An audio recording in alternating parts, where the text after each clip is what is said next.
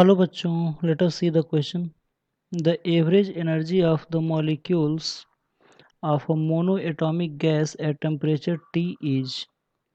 Question ये कर रहा है कि एवरेज काइनेटिक एनर्जी या फिर एवरेज एनर्जी जो है मोनोएटॉमिक गैस का टी टेम्परेचर पे क्या होगा। चार ऑप्शन दिया, सही ऑप्शन का चुनाव करना है। यहाँ पे ब्रैकेट में दिया कि के जो है यहाँ पे बोल्ट्जमैन कांस्टेंट है।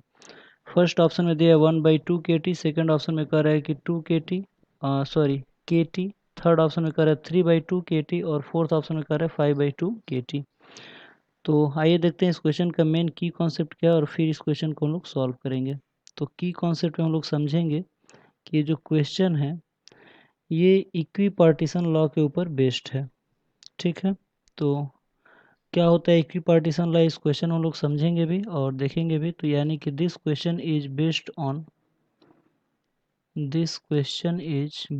On equipartition law. Equipartition law क्या होता है इक्विपार्टीशन लॉ, तो आइए समझते हैं इसको सोल्यूशन वाले पार्ट में। तो इक्विपार्टीशन लॉ के according each degree of freedom contributes half kBT average kinetic energy. According to this law मतलब इक्विपार्टीशन लॉ क्या होता है, ईच डिग्री ऑफ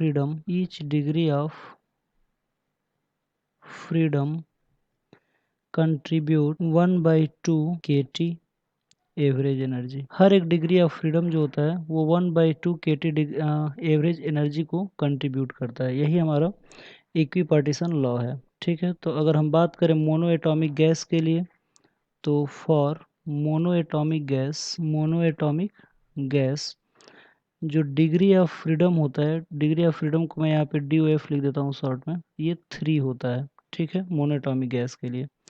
तो अगर इस हिसाब से अगर हम लोग इक्विपार्टीशन लॉ को अगर देखा जाए तो यहाँ पे जो एवरेज एनर्जी का जो फार्मूला बनेगा, एवरेज एनर्जी का जो फार्मूला होगा वो जितना डिग्री ऑफ फ्रीडम होता है उतने में 1/2 kT से हम लोग क्या कर देते हैं, मल्टीप्लाई कर देते हैं। यानी कि हर एक डिग्री ऑफ फ्रीडम 1/2 kT जो है एनर्जी इन्वॉल्व करता है। ठीक है, तो टोटल जो एवरेज एनर्जी हो जाएगा मोनोएटॉमिक गैस के लिए वो हो जाएगा 3/2 kT। ठीक है, तो इस क्वेश्चन का जो सही आंसर होगा वो हो जाएगा 3/2 kT। तो आइए देखते हैं इस क्वेश्चन का जो सही आंसर वो किस ऑप्शन में दिया हुआ है। तो आप लोग देख सकते हैं 3/2 kT जो है हमारा थर्ड ऑप्शन दिया हुआ है, यानी कि इस क्वेश्चन का जो सही आंसर है वो हमारा थर्ड ऑप्शन है। तो आई होप आप लोगों की क्वेश्चन समझ में आया होगा। Thank you very much, good luck.